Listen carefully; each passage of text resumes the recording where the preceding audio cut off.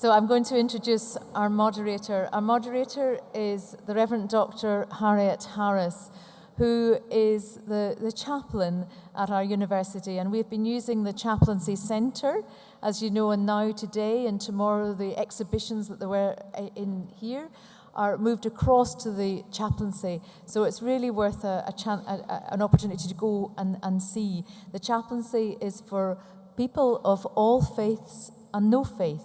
It's a space that's used hugely in the university for people to find the space that they can relate to themselves and talk to others.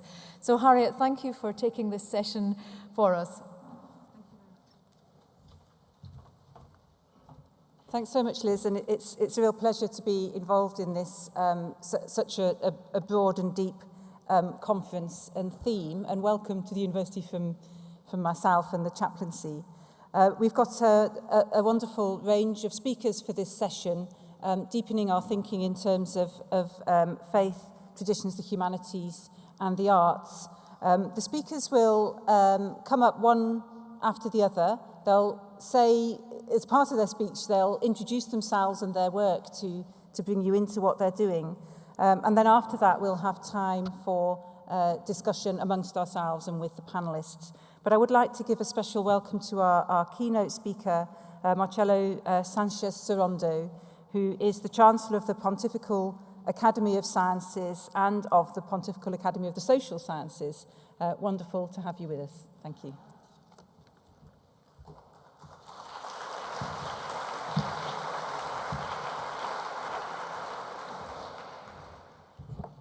Good morning.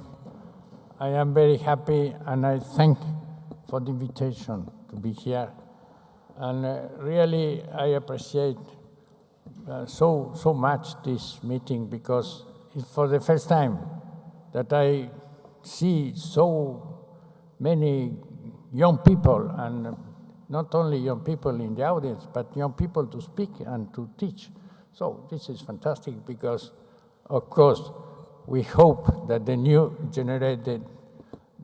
generation could resolve the problem, because my generation, I think, not is completely committed, to say the truth, especially some politicians.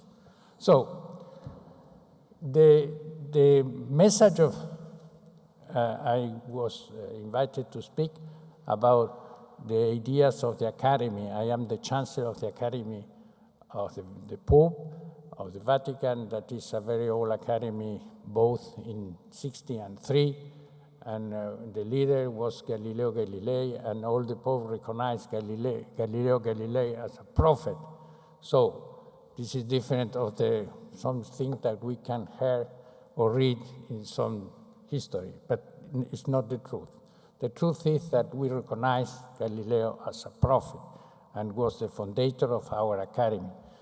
But the ideas of the academy arrived also, first was made by scientists of there, but after all the other academicians participate in the same ideas, and after the economists, and after, I say in the Vatican, and after the Pope. So the ideas of the encyclical of the Pope is a sort of dialogue between the theology and the dates that come from sciences, from natural sciences and for social sciences. Of course, the first central idea is that the message is present already in the spirituality of St. Francis of Assisi, and the name of the document is just the great poesy to make St. Francis. And the general idea is that we are instruments of God. Each one of us, man and woman, is instrument of God and need to put in the planet the idea of the providence of God, and in the end, to be more beauty, more pacific, and more plain of happiness. So the fundamental idea of this is we need to have an ecological conversion. And this is very interesting, but for the first time, the Pope put the question of the common house, of the question of the planet, at the same level of the other great principles and values of the doctrine of the Church. So, dignity, freedom, fraternity, universal destination of good, solidarity, all these things are central, but also is central the ecological conversion, because it's the salvation of the common house. So today, we can speak about social justice or about solidarity if we don't have ecological conversion. And the Pope is very original in this document, not only in the adoption of the dates of sciences, but also in the idea of theology. Especially, the Pope assumed the idea of evolution. So, unquoted and very old theologian of the Church, that is Thomas Aquinas, that say all things are in themselves and movement to arrive to have the form and the end that put God in the origin of the creation. So this is a very interesting text, because it's made by a theologian that is in the line of Aristotle and don't know the idea of evolution, but in the end say nature is nothing other than a certain kind of art, namely God's art, impressing upon things, whereby those things are moved to a determinate end. It is as if a shipbuilder were able to give timbers to move themselves to take the form of the ship. This is incredible, but this is the idea that there are an evolution in the nature. And this is the new part of the theology, of course. But also the Pope assumed the dates of the science, and natural sciences and social sciences. And of course, there are things that are not in the gospel, but are discovered by the scientist people. And the Pope assumed these dates, and there are many things. But what is in reality the problem? The problem of the climate change and the global warming.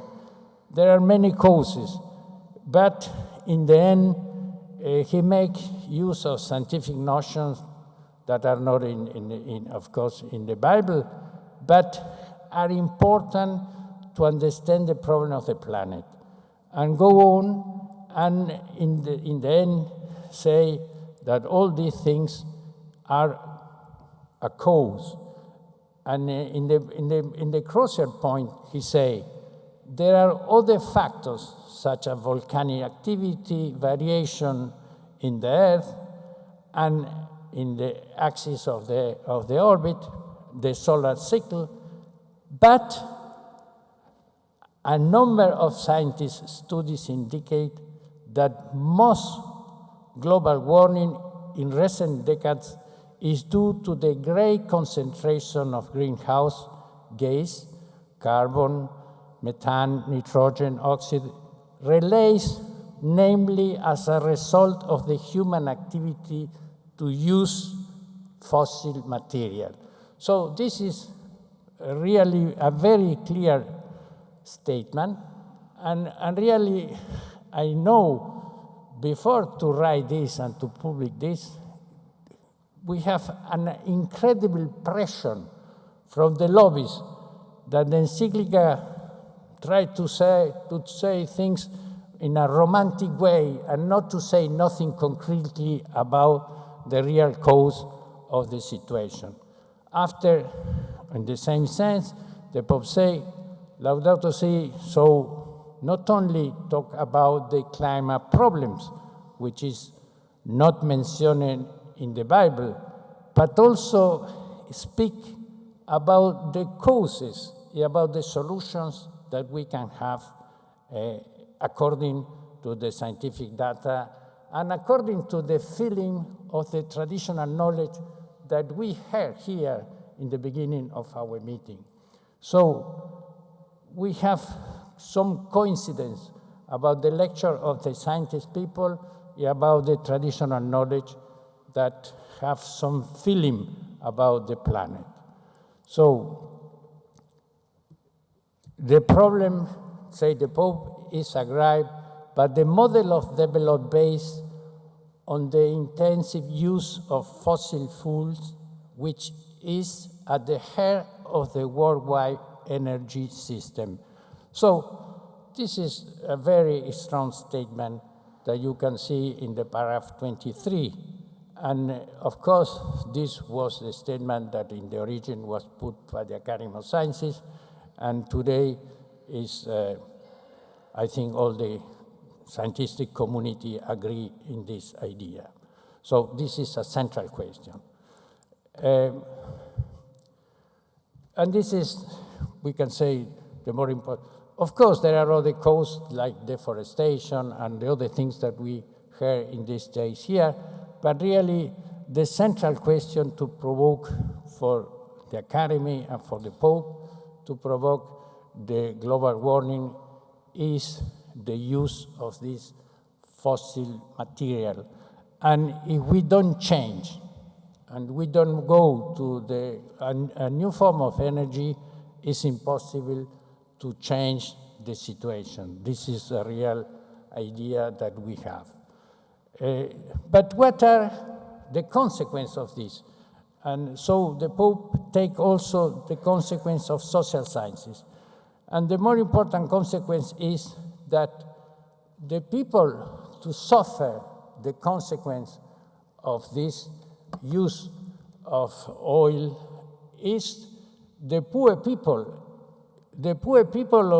in the rich countries and the poor people, the poor countries that not use normally this kind of energy. So the Pope say it's a problem of the planet, but the problem of the planet come back to the humans and create this situation of poverty and of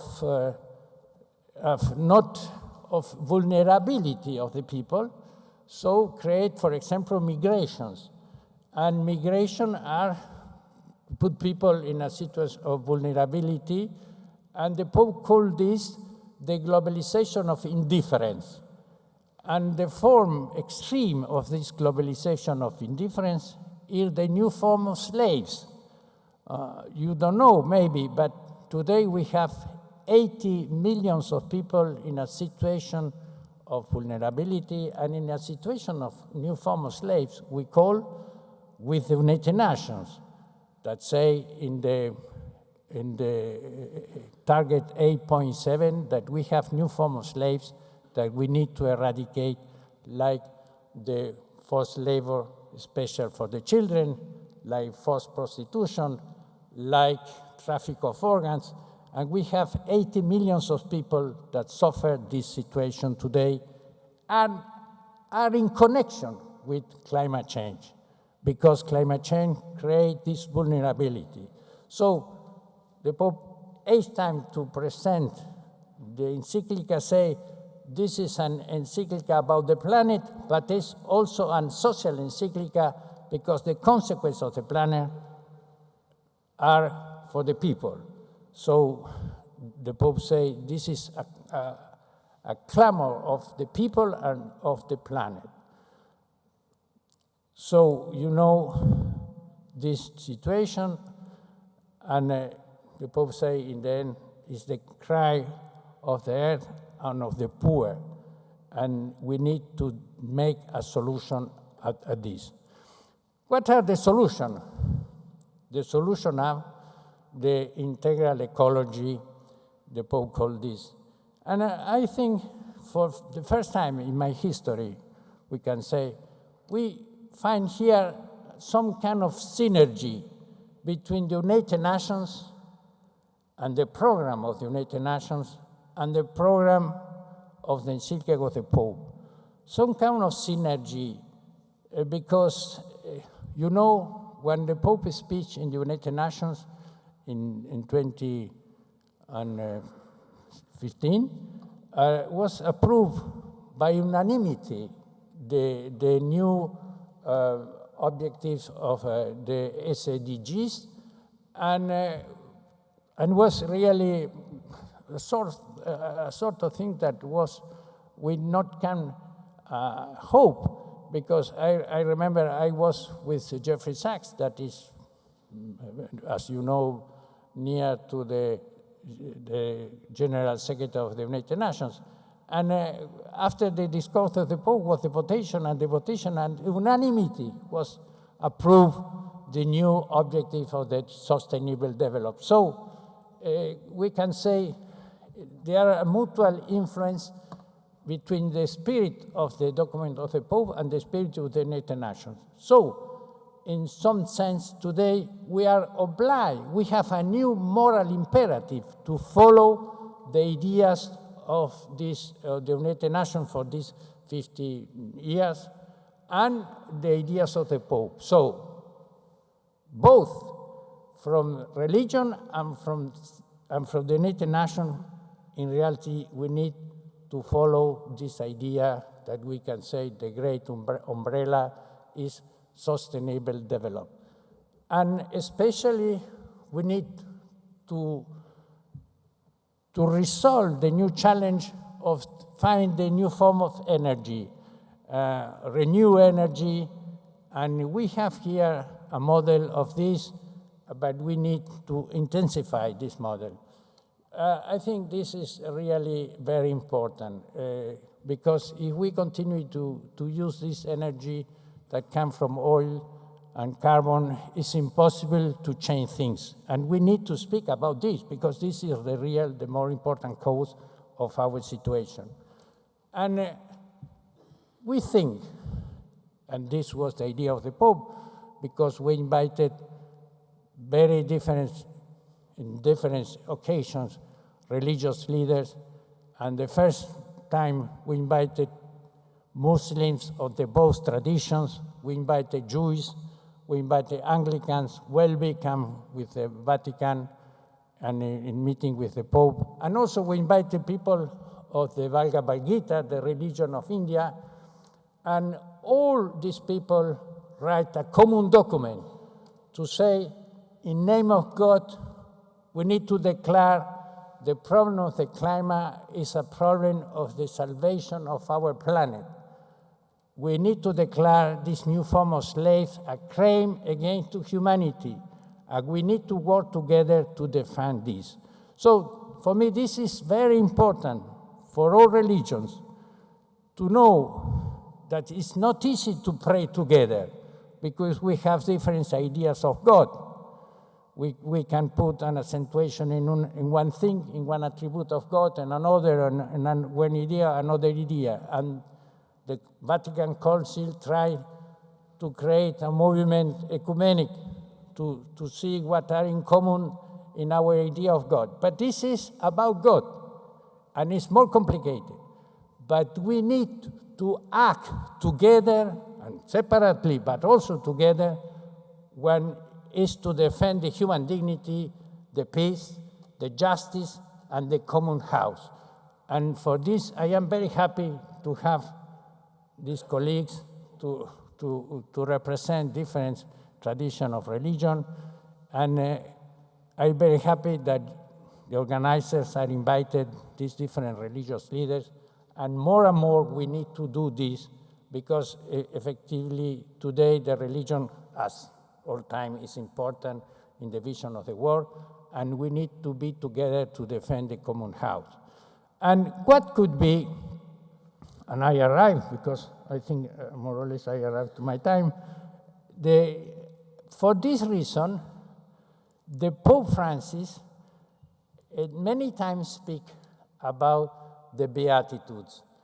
You know, I don't know if you know the idea of the Beatitudes, but the Beatitudes of the Gospel is the first sermon to give Christ, our founder, by the way, in the famous Sermon of the Mountain. And he say, what are the things that give happy to the people?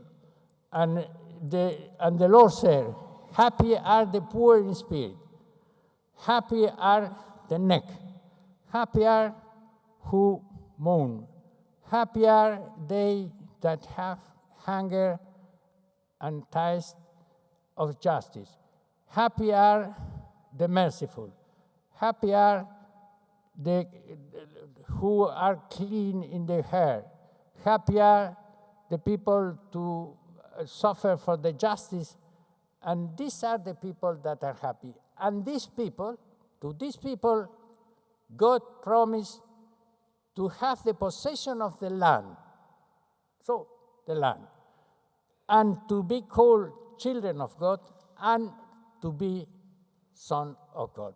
I think this is the values and the ethic that we need to come back today to our brothers and sisters and to our common house. Thank you very much.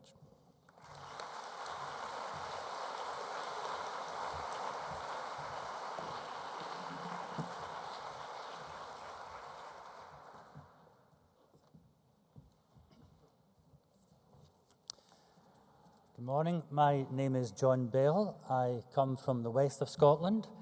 I'm a member of an ecumenical community which for a long time has had an interest in the relationship between spirituality and social justice. Indeed, I think probably our community was the first place in Scotland where solar panels were imposed on the environment as far back as the 1960s. It would be fair to say that I should say there'll be no graphics with me. I don't have brakes on my bicycles, so there'll be nothing apart from my voice. It would be fair to say that for the majority of its history, the Christian Church, along with other religious traditions, has regarded the health of the planet as inconsequential, something which God would look after, while the theologians spent their time on more important issues like original sin and the role of women. From Augustine in the 4th century to Karl Barth in the 20th, few leading religious thinkers turned their mind to the connection between humanity and the humus, the soil from which humanity came. Indeed, in a 700-page reader in Christian theology, published in 2008, only 3 pages are devoted to understanding creation, and these pages have not to do with the welfare of the planet, but to do with its beauty. A Scottish theologian, who I'll come back to later, said that perhaps one of the basic errors is the way in which we've understood how, when God gives humanity guardianship of the land, this does not mean dominion or domination. To be the guardian, the custodian of the land, means ultimately to be the servant of the land. In keeping with the rest of the world, the Christian Church has been happy to admire all things bright and beautiful, but hesitant to exercise good guardianship. And worse than that, we have sometimes identified nature, especially when the earth convulses with a flood or a volcano, as the enemy. We've seen nature as having an animus and not an anima. And by animus, I mean a malign intention. Nature is out to punish us. Whereas the ancient texts in the Bible speak of nature having an anima, of being a benign spirit. And I say this because in the Hebrew Scriptures, the earth is depicted as a friend, indeed an ally of God. God creates the earth before God creates humanity. God declares the earth good as well as its inhabitants. God builds into the earth self-correcting mechanisms whereby flood and fire can be agents of renewal as well as destruction. More than this, in the prophetic writings, God directly addresses and speaks to the earth in the same tones as God speaks to humanity. In the story of Noah, the rainbow appears not originally to be a decoration for children's bedrooms. The symbolism is much more profound. The bow is a weapon of war. It is thrown up into the sky by God so that the most gifted intellectual and the smallest flower can see that God will never again destroy the earth by God's will. It is multicolored because creation is intentionally diverse, and its diversity in plant life, as in people, is meant to be respected. And when humanity fails to deal humanely with the health of the planet, God is not silent, as the prophet Isaiah articulated in these graphic words, perhaps more pertinent in this generation than in any others. The earth lurches like a drunk man. The sins of its inhabitants weigh heavy on it. It falls to rise no more. However, if the mainstream of Christian thinking has habitually neglected exercising any care for creation, on the fringes of Christendom, people who lived in close interdependence with the earth kept happily out of step with orthodoxy. In rural and island fringes of Great Britain, and particularly in the places which were least affected by the incursions of the Roman and Saxon conquerors, I'm speaking of Ireland, Wales, and the Western Highlands and Islands of Scotland. In these places, popularly known as the Celtic nations, a very different perspective on the earth was pursued. They believed that their well-being was intimately linked with the well-being of the soil on which they stood. They therefore honored the environment around them, regarded the wonder of it as an illustration of the goodness of God, which should be revered as much as human life should be revered. And more than that, they believed that the whole planet, in its non-human species, the whole planet was endlessly offering a symphony of praise to its maker. Centuries before the Jesuit theologian and paleontologist Teilhard de Chardin published his book, The Hymn of the Universe, illiterate peasants on the islands of Scotland and Ireland were reciting such poems as, "Only a fool can fail to praise God in his might when the tiny, mindless birds praise God in their flight." Alexander Carmichael, who chronicled the life and the poetry of the people who spoke Gaelic, a minority language in the western part of Scotland, bore witness to the cherished proximity, the relationship the Celtic peoples had with the rest of creation. He wrote, "I have known men and women of 80, 90, and 100 years continue the practice of their lives by going 1 or 2 miles to the seashore to join their voices with the waves and their praises with the praise of the ceaseless sea." If one were to draw an ecological maxim from the attitude of the ancient peoples in these islands with regard to creation, it would be, you do not endanger or destroy that which you love. And in these present times, perhaps this begs the question whether at the root of the mistreatment of the health of the planet is a failure to love it. Lovers do not just admire each other. They care for each other, they nourish each other, they protect each other, they revere each other. This is particularly important for Christians whose favorite verse in the Bible begins, "God so loved the world." Many tend to think that when the word world is mentioned, it's the human affairs, whereas the Greek word speaks of divine love for the created environment, the cosmos. Over a decade ago in Scotland, one singular event highlighted our need to recover our spiritual and ecological roots. It was the proposal of a mining conglomerate to dismantle a mountain on the island of Harris and to dig a quarry in order to get stone for roads throughout Europe. Inevitably, this appealed to an island community where they had a low economy and not many jobs. The prospect promised untold wealth and employment. Fortunately, this never happened. The government had an inquiry to which supporters and opponents of the project came. Among them was Professor Donald MacLeod, who I referred to earlier. He was a native of the island of Harris, but also in traditional dress came Chief Stone Eagle of the Mi'kmaq First Nations in Canada.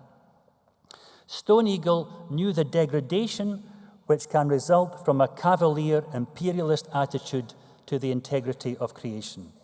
A mountain in his ancestral lands had been taken down, and he said he could not face his grandchildren if he kept silent at the prospect of that happening anywhere else in the world.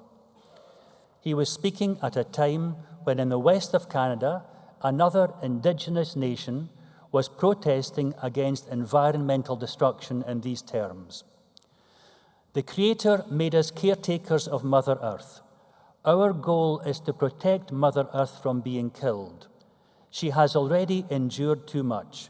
We will lose our clean water if we sit back and allow what the shale gas companies are planning to do in our area. What we are doing, we find unacceptable. But what I cherish from the inquiry is a perception of Professor MacLeod which speaks of the disaster which ensues when humanity agrees to a rupture between what is good for mortals and what is good for the planet.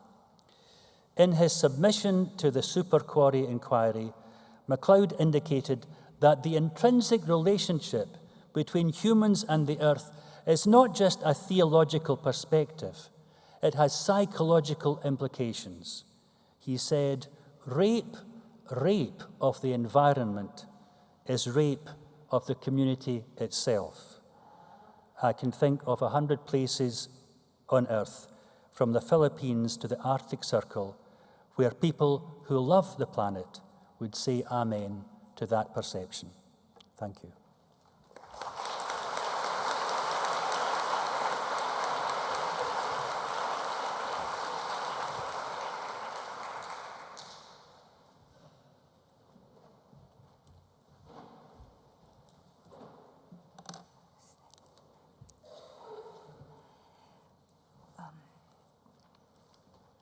Good morning. Thank you for having me here. I have been learning many things from this event, and then the organizers, and then you, just by watching how you greet each other, how you are talking. And I was so surprised. Many of you come from so far away, and then many of you have been working on the issues that is related to planetary health. So thank you. I'm an environmental artist and a researcher. My artistic practice is based on empathy. My artistic practice is based on empathic relationship with natural environment. Although art does not fix things, environment, or solve problems, or predict change, the artist's work can result in surprising changes to extend concepts, experiences, and social meanings. It is in the realm of human discourse related to aesthetic perception and the value that art has its most significant impact. I am going to talk about environmental art, creative inquiry, and empathy. I focus on trees as a subject matter. Okay. It's going to already, why? So I was here, and then next. Okay, question. If we understand life is interdependent and interrelated with nature, in our environment, what can we create?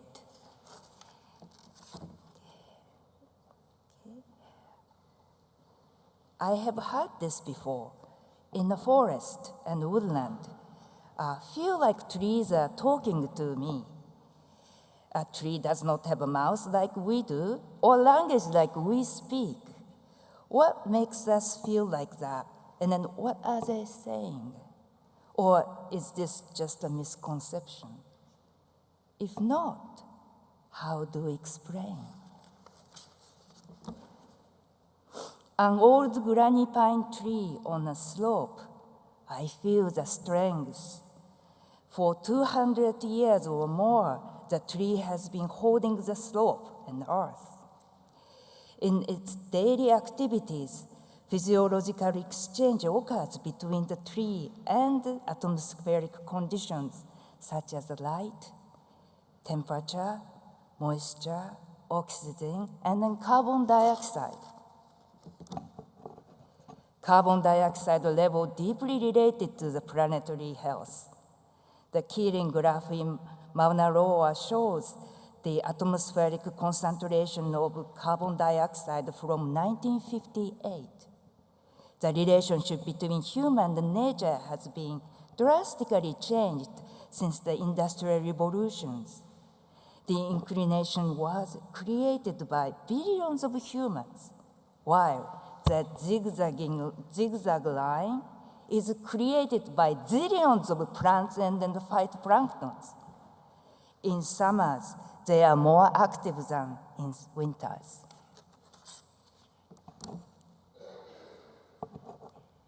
Ecology means study of house of living in Greek. Seitaigak, it is in Japanese. Sei means living. Tai means state, and gak means study of. The middle Chinese character, Tai, consists of two characters. No means ability, intellectual ability.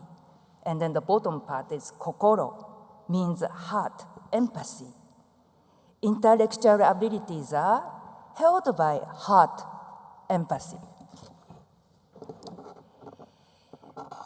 Ide Stein, who was a student of Edmund Husserl, phenomenologist, she was a Jew, and then she changed her religion to Catholic, and then she died at Auschwitz, and she became a saint.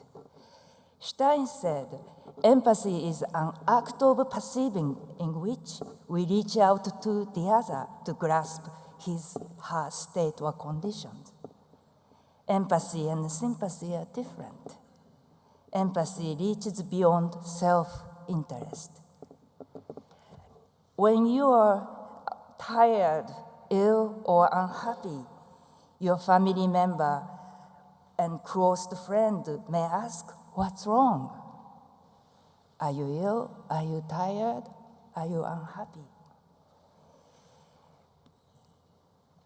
Empathy is a human ability to understand the other. Stein also said, we not only see such vigor and sluggishness in people and animals, but also in plants. The plant is nodding, wilting.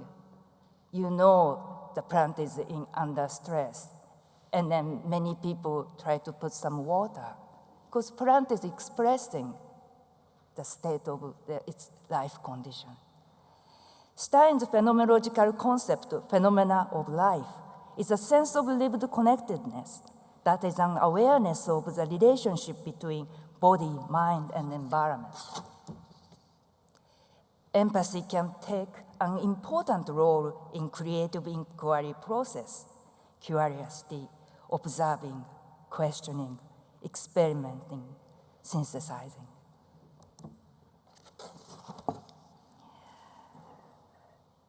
These images remind me of an important experience. In 2000, my partner Tim and I went to see a Duke University forest research facility in North Carolina. The scientists were wiring the forest to test the reaction of the tree to future levels of carbon dioxide. A scientist invited us to climb up a 40-foot high structure that was built around and among pine trees. He showed us the portable equipment that would measure the amount of photosynthesis from the tree levels. He grabbed a bunch of the pine tree and pine leaves and then placed the needle leaves between two pieces of plexiglass called a leaf chamber that was connected to the measuring device. When the sun emerged from the cloud, the photosynthesis rate went up, like whoop. The scientist asked me to put my hand on the leaves to block the sunlight. The meter went down immediately, whoop, this way. We are astonished to see the response of the trees. It's almost really responding. And we wanted to create a similar experience as an artwork. And it's called plein air. There is a long history of artists painting outdoors and plein air in the open air with the French box easel. In the mid-19th century, there were two groups of painters. The Barbillon school, committed to realism and direct inspiration from nature. The other, the Impressionists, committed to a more open and an experimental approach to painting, yet also seeking inspiration from nature in the light, shadow, colors, movement, and changes over time. Plein air took almost 9 years to develop. Oh, I'm sorry, forgot to say, sorry. With plein air, Tim and I have worked with a team of scientists, technologists, and the musicians to construct the box easel for the 21st century. Plein air seeks an empathic exchange with the tree. It also addresses carbon dioxide source and then concentration by monitoring the impact upon the tree. It took almost 9 years to develop. Plein air has been shown in various places: University of York, Art Space and Nature, Edinburgh College of Art, of course, Peacock Visual Arts in Aberdeen, and then this image, Cologne, Germany. And the most recent exhibition was at the Kimball Palace, Glasgow Botanical Gardens. Many people came. And then Tim and I had many dialogues with the audience. The easel holds plant physiology sensing equipment and then computer programs that translate data to real-time sound and video. The sensors monitor carbon dioxide, humidity, temperature, airflow, and then light intensity. Mathematical equations based on these parameters give us photosynthesis and transpiration. And then those data is translated to sound. Okay, I hope this works. 1.5 minutes.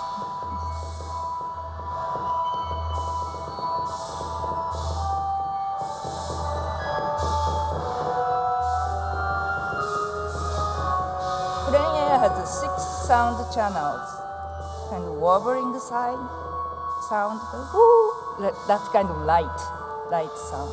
And then flute-like sound, photosynthesis, and bass, boom, boom, photosynthesis. Another set, melodical chords, transpiration, and snare, hiss, shh, shh, shh, shh, that's transpiration. And then clicks sometimes, or pops, that's also transpiration.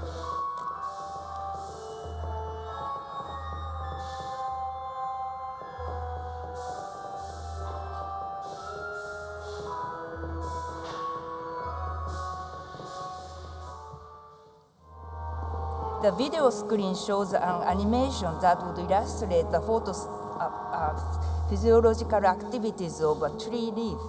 More active photosynthesis makes the image greener, and then more active transpiration makes the image bluer.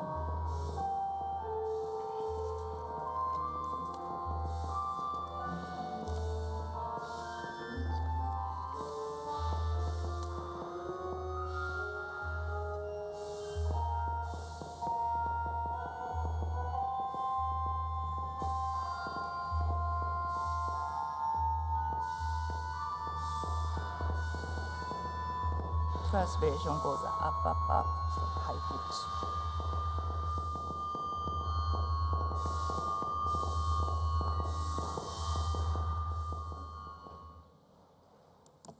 Conclusion.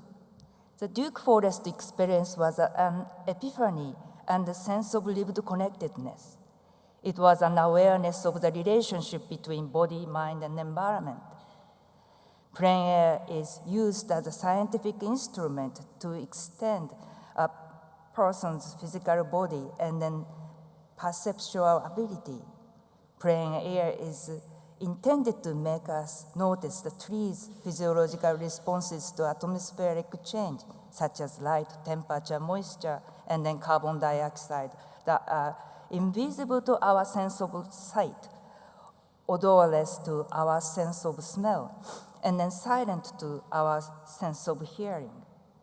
For artists who have opportunities to deal with public places and planning a sense of lived connectedness is an important awareness and then practice. Shared experience over time can make a relationship with a place unique and then strong, but it also opens the practice to critical engagement or dialogue with others. One more thing is, I asked before, if we understand life is interdependent and interrelated with nature in our environment, what can we create? In this case, new experience, images, and imagination of trees are created. New expressions, including stories of trees, climate, and environment, are created. Thank you.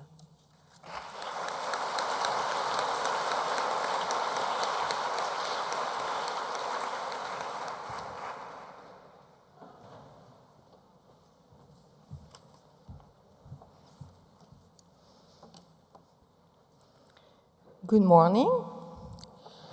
We met yesterday.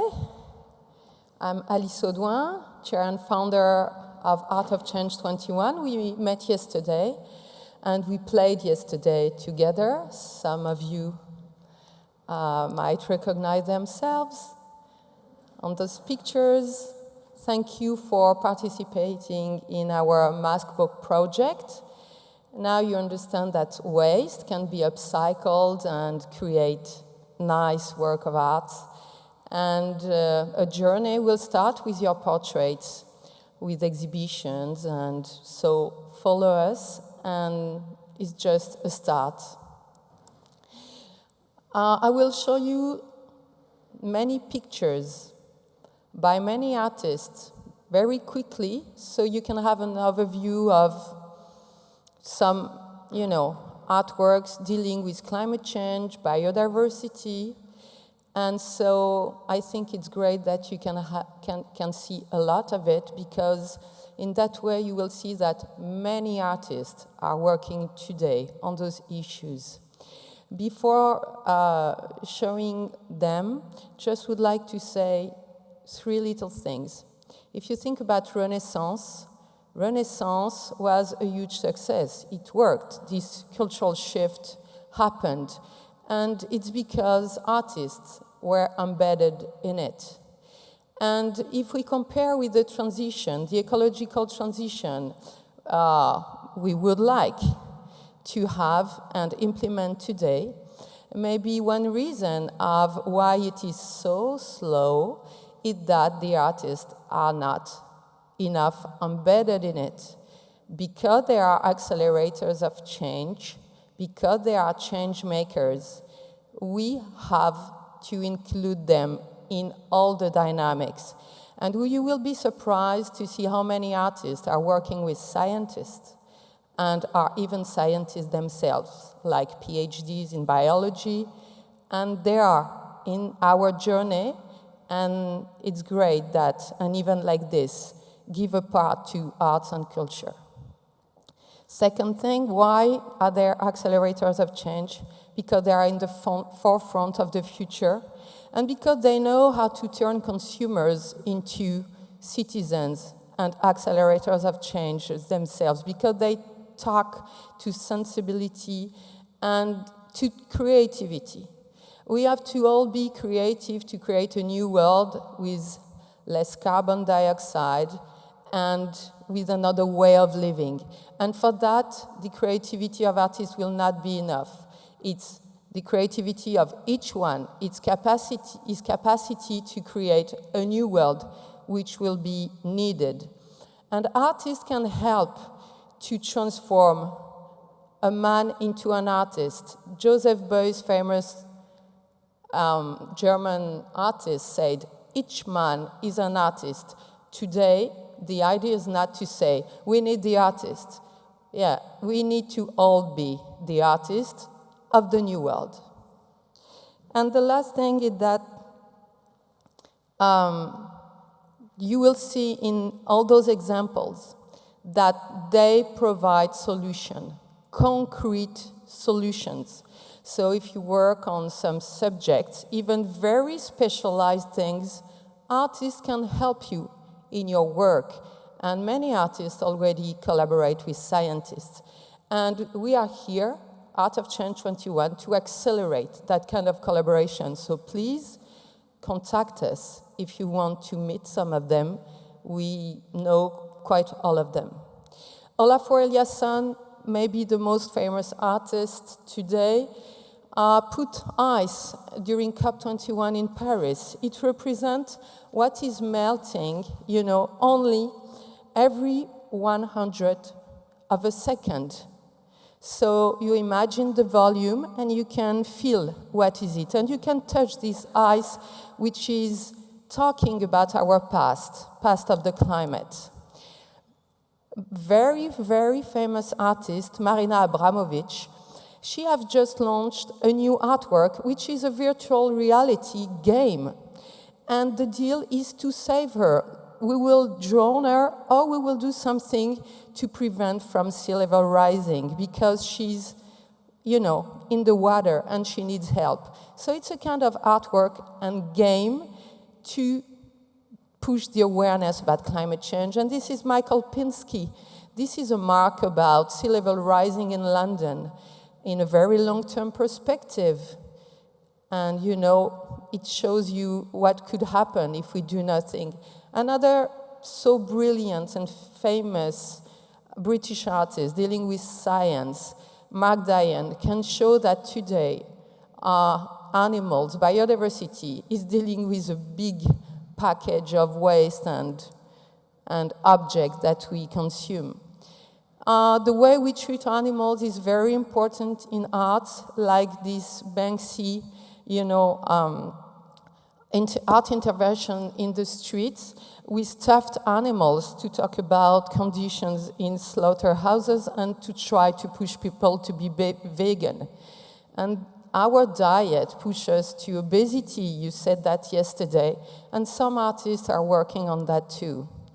Brandon Ballanger loves to go to ponds, and he collects frogs, and then he realized that they are disabled. Some have 3 legs, and then he understands that their chemical environment is very bad for their health. He's half artist, half biologist. He has a PhD in biology, and he gathers young people around those ponds, and he tries to help them to understand how their own the way they eat, the product they love, contribute to this chemical environment, which will kill or affect frogs. And it's very powerful in terms of awareness. Of course, you saw 2 days before the movie by Chris Jordan. This is reality. We know that all the products we produce with plastic kill animals in the oceans, birds, and we will promote albatross a lot. Here is a work from American artist, specialized very much into, and she teaches at Yale. She's also an engineer. So this is a kind of picture, a visual representation of a cycle of biodiversity with the bird migrations, with the blooming during 1 year. And so it's a kind of clock. And from 1 year to the other, you can see the changes. And so she made it for London, she made it for Arizona, and it's amazing because she would like to create real clocks, that we all wear that kind of clocks to understand that time. And, you know, this is the real question of time, loss of biodiversity. Consumption of resources is very important in art too, like Otobon Kanga, very important artist. She takes a simple soap and then she will do an inquiry about all what the journey of what's in a soap.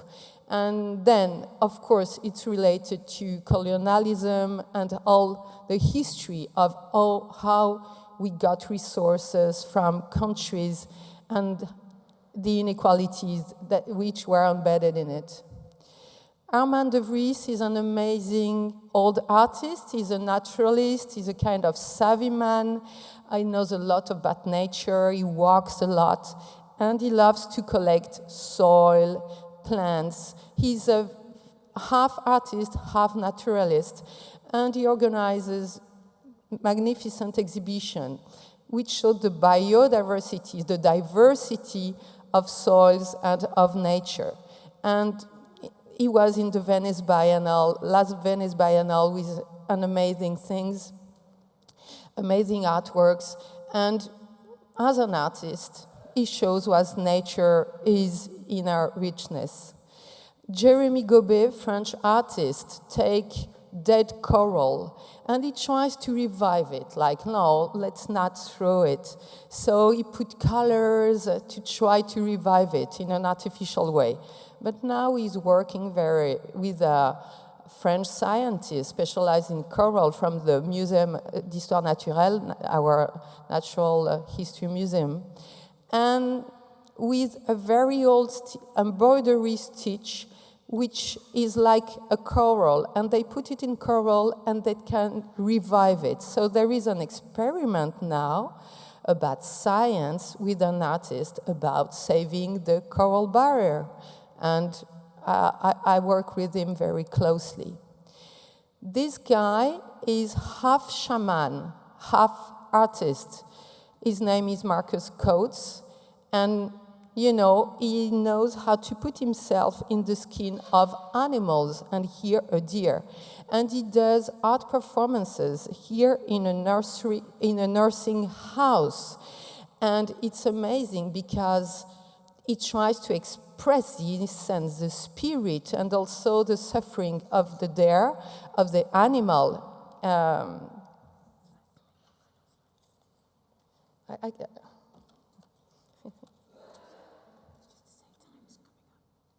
Yeah. Can you? I can't read it. Okay. This is with spider. We know biomimicry, and he's inspired by spider. He's by termite mounds. Artists love biomimicry and to be inspired by the power of the nature. So is my time over? Yeah? Okay. So I just showed that, just a big smell of nature before the end. Okay? Big smell of a love motel. And this was my last slide. an artist who went to France. She loves potatoes, old potatoes before French Revolution, and she wants to revive it. And she says, diversity of what we eat is the same. If we put more diversity in what we eat, we will have more diversity in the nature. Thank you very much.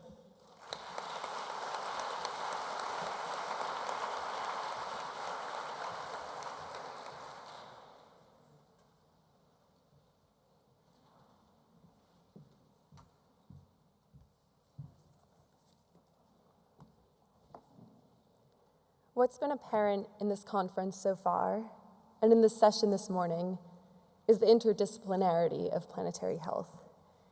Facing these global environmental and health challenges is, in a word, overwhelming. My name is Erica Vedas, and as the Member Engagement Outreach Manager of the Planetary Health Alliance, I've talked with many of you personally. I've heard about your organizations and your efforts, and I've seen the various ways in which planetary health can be approached. We can work towards a better planet through conducting research and translating it to policy. We can support the development of the next generation of scholars and improve understanding of the links between our health and that of the environment through education. We can work directly with private sector entities to infuse planetary health into business practices, changing what and how we consume and how we turn challenges into opportunities. And as this panel today has showcased, we can also tackle these difficult, moral, largely existential questions through faith traditions, indigenous traditions, the humanities, and the arts. We can't think about planetary health as solely a top-down issue. Enacting lasting change ultimately rests upon a dramatic rethinking of our place in the world. Achieving planetary health ultimately rests not just on science, not just on policy, not just on innovation, but also on the actions that each and every one of us take in our everyday lives. These are issues on which all of us can be empowered to act, on which all of us must act. And we can start by looking closely at our relationship with the world around us, as assisted by faith, indigenous voices, art, humanities. Examining our connections to the land, to each other, thinking carefully about how we consume, extract, waste, use, and how we protect, value, nurture. This is the inspiration behind the Planetary Health Storytellers Initiative, an effort to work with all of you and with photographers, filmmakers, writers, artists around the world to bring planetary health into the public domain and inspire a new model of stewardship of our Earth. In this vein, we organized the Planetary Health Photography Contest, whose winning photographs we are thrilled to share with you here in Edinburgh. We issued a call to students, early career investigators, and photographers to share snapshots of how they see planetary health in the world around them. We're extremely grateful to our judges, Laurel Myers, Lisa Murray, Chris Jordan, to our partners who helped spread the word, and to all of our enthusiastic participants. Our top 5 photos were submitted by Sylvia Citrus, Tianjia Liu, Pivot, Kaushik Bhattacharya, and Jeffrey Gaspard, to whom I'd like to extend, again, a warm congratulations. I'll show the photos briefly here, and I'd encourage you to take a closer look as they'll continue to be displayed throughout the remainder of the conference. A traditionally dressed Guna woman contemplating environmental and economic impacts on diet and culture. Haze hugs the city. The hard hats are useless. The air is itself a silent, omnipresent threat.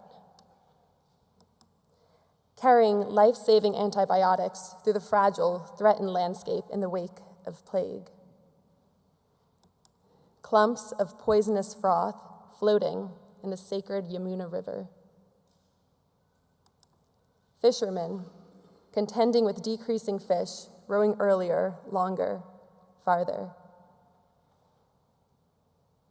We've heard from inspiring faith leaders, environmental artists, yesterday from a powerful indigenous voice, and we're tremendously excited to continue to explore this space with all of you as well. We depend on you, we all depend on each other to help shape and contribute to these efforts, to share your voices. How can we come together to consider the deeper moral questions that are now, perhaps more than ever, critical to address. Why do you value planetary health? For our sake, for future generations, for plants and animals and mountains and oceans, for the sake of the entire planet, for the sake of being good? How do you see your place in the world? I'm so honored to be here today and to experience this week with all of you. Thank you sincerely to this wonderful panel, to all of our speakers and participants, and to all of those who have made this possible. I'll conclude with a quote from filmmaker and photo contest judge Chris Jordan, whose beautiful and haunting film Albatross many of you saw on Monday evening. Quote, "I think it's possible to replace our broken relationship with the living world with a more functional and healthy relationship. Collective consciousness can shift in an instant. It's not some kind of magical, metaphysical thing. It's really a simple thing. It's simply to remember what we have collectively forgotten, that we love our world. We love our forests and our fish and our oceans. So the more we can feel grief, the sadness at the loss of our natural world, the more we connect with the deepest part of ourselves, where our wisdom and compassion reside, then we're home. And if we could achieve that collectively, we don't even know what's on the other side of that doorway." Thank you.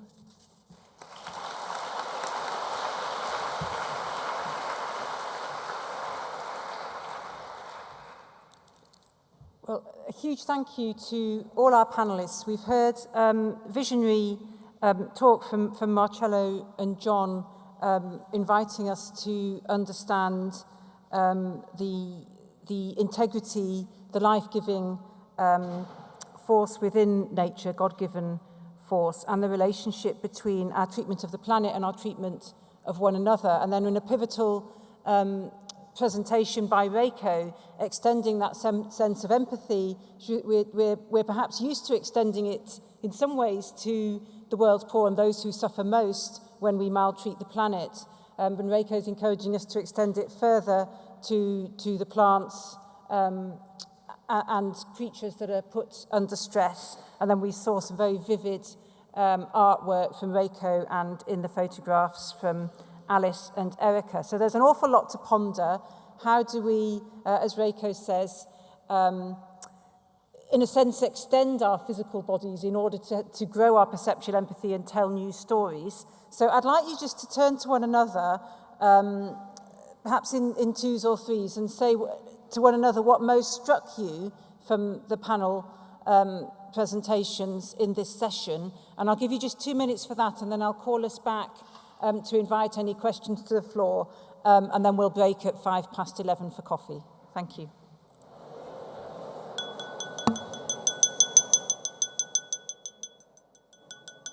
Thank you. So could we invite some questions from the floor for our panelists?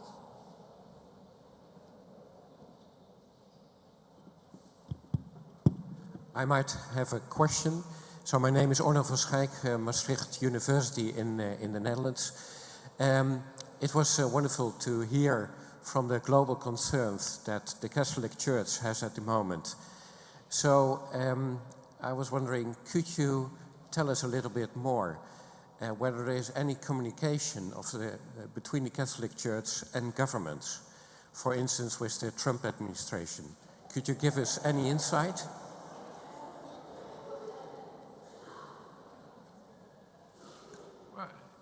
You know, when the different presidents come from the Vatican to meet the Pope gives Laudato Si, also to President Trump.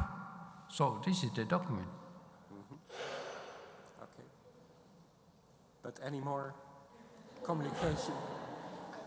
But if you read the speeches of the Pope will speak any time about this, to personal relations, but also in the audience. So both questions, climate change and the new form of slaves are really very in the genetic code of the Pope Francis. And he speaks to all people. And the Academy in concretely have an idea with some of our academicians for each form of the new form of slave, for example, and also for climate change, to go and to create a protocol to say to the minister, for the Minister of Ambient or the Minister of Health, you need to follow this. But what more we can do? Please give me, give me some idea. I don't have any suggestions whatsoever, but I was just curious. But thank you so much for giving this insight. Thank you. It's a good ploy, I think. Read this and then we'll talk. Give you time to read it. Make sure you read it. Okay, we're going to take a batch of 3 questions because we've got a number of people lining up. So we'll take 3 together. My name is Peter Msofe from the University of Dodoma in Tanzania. And my question also goes to Monsignor. The Catholic Church is one of the biggest institutions in the world and has a lot of members in it. So I hear what the Pope is saying and what is written. But what is the Catholic Church doing to its congregants to actually implement what are the ideas about climate change and this new form of slavery? Because as we've been talking from yesterday, we are talking more of action. What action are you planning in the church for the members in order to actually ensure that we do something about climate? And then we'll take from this side. Thank you, and it follows on very nicely from that question. My name is John Redshaw, and I'm a principal scientist with the Scottish Environment Protection Agency. I'm also a member of the Church of Scotland. And picking up on that earlier comment, in Scotland we have the eco-congregation movement. We have some 430 churches registered under that movement, and that is founded on faith influencing action, influencing community outreach and engagement. So there is an example of something that is thriving, that is built on faith, and that is helping to change the way in which the church connects with the world around us. Putting a question, though, to Marcelo and to John, what evidence do they see of such change taking place across the world? Thank you. And then one more. Okay, my question actually follows on well from those other ones. My name's Emily Fleece. I'm from the University of Tasmania as a postdoctoral researcher. And it was really nice to hear from Marcelo and John that so many faiths have conservation and being stewards of the environment as central to their tenets. Because in the countries I'm familiar with, the US and Australia, oftentimes religious groups associate with the conservative right end of the political spectrum, whereas environmental groups associate with the liberal left. So my question is, how do we get those groups to break down their political identities to work towards those shared goals of conservation?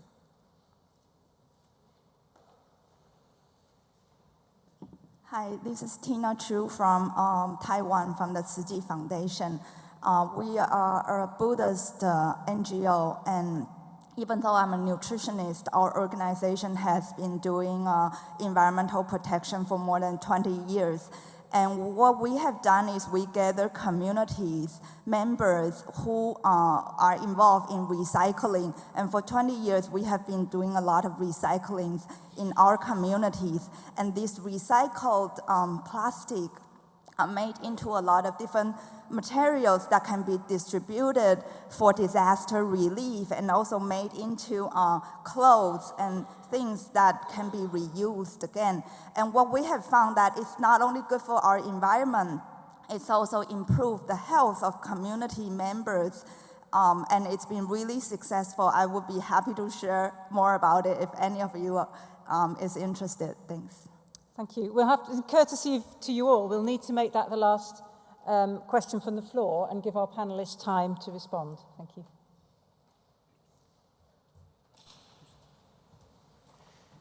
Okay, actions, evidence, people to right to all people, and health. Actions. well, you know, in relation with the Catholic Church, we try to communicate these ideas to the people and to the hierarchy of the church. But the communication in the church, of course, our church has an Academy of Sciences, and it's not normal in the other religion to have an Academy of Sciences. That is one thing important.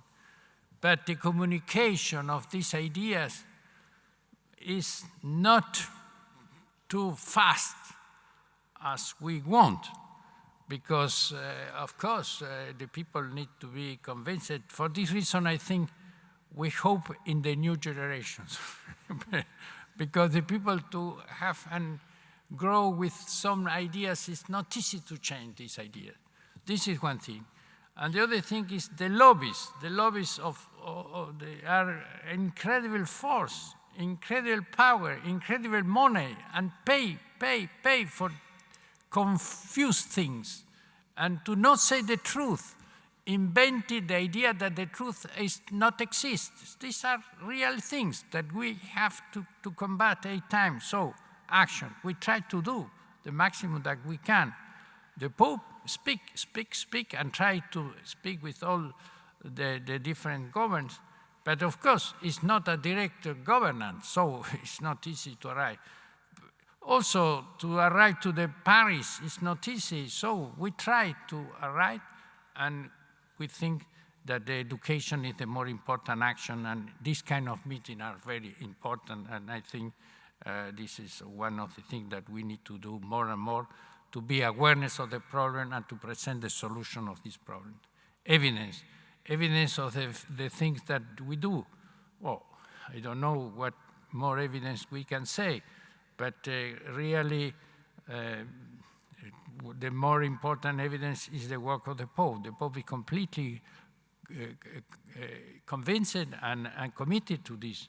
And of course, write an encyclica. That is the more important category of document. So for the first time, we have an encyclica to speak about these things. And I think that, as I say, in this case, we need to work together and act together with all religions, because to defend the planet, the common house is a common task. And for this reason, we organize many meetings like this to speak about this. To arrive to the people, this is a very important question. And Australia I think is very important, because the people, more than the other people, feel this problem. I know many people, especially for the question of the new form of slaves, I know real leaders that are very interested to eradicate this in our generation. So I can give you the names of these people. For Taiwan, the same. We need to have more and more. We need to know what are the people who are convinced and committed to these things and work together. Thank you. I'll try and be brief and say that for me, there are very good signs in different places of when people listen to the indigenous and when people listen to artists, the Christian community can move. I think of going to Nepal about 10 years ago. I was amazed at the lovely rice terraces, beautiful as you fly into Kathmandu.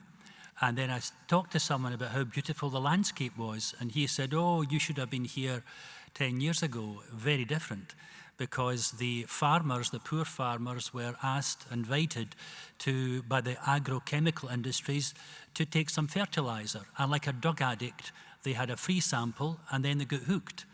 And so the crop yield of rice and tea increased. After 3 years, the crop yield was not increasing, and the agrochemical industry said, oh, you have to buy other fertilizers. And then the indigenous people said, where are the worms? Because a healthy soil always has worms. And the chemicals had eradicated them. And when they began to listen to the Indigenous people, and I could say the same for Indigenous people in Canada and Aboriginal people in Australia, when you listen to those who are next to the land, then you begin to change your mind, because they have a witness which goes back in history and not just a witness that comes from a chemical laboratory. I think also there have been signs of the arts having an effect. I was in Canada about 4 years ago. I met a stained glass artist, one of the most prestigious in North America. I said to her, "Do you ever use solar cells in your stained glass?" She said, "I do." She said, "I use them now, whether it's a cathedral I'm working on or whether it's a school." And she spoke of one school where someone had given money in a state school for a stained glass window. So she asked if she could involve solar cells in the stained glass. The result is that when the sun shines, a fountain springs up in the middle of the school hall. And there is enough energy stored in batteries to let the window be backlit so that at night people can see the beauty of the stained glass which children see during the day. I was working recently in Singapore with musicians from all over Taiwan, China, Vietnam, and was amazed to see the number of people who now, within the Christian churches, are writing songs about the need to care for the earth and not just to admire it. So these for me are healthy things, but just one other thing. A project I was working on with a doctoral class in America, I asked one man if he would raise the issue of ecology with his congregation. So he found some bits of the Bible he'd never seen before. He shares this with 8 people, and then they have to decide, if this is what is written, what must we do? And over the next year, the whole congregation changed with their energy prospects, with their use of energy, I should say, with the way they fed each other, with the way in which they enabled land which they had and was unused to become a place where vegetables would grow for those who were hungry and homeless, and that the car park, which lay empty for most of the week, would be a place where twice a week there was a farmer's market. So there are signs of help, but I think for me the main thing is you can listen to speeches, but actually when you engage with people face to face and convince people of your passion and of your sincerity, that's when things can happen. Thank you very much. It may be that the church moves almost as slowly as deep time, but actually also as effectively as that. And I think if we can change how we think symbolically, then we change how we are. So I'd like to thank all of our panellists. We give them a round of applause. Thank you.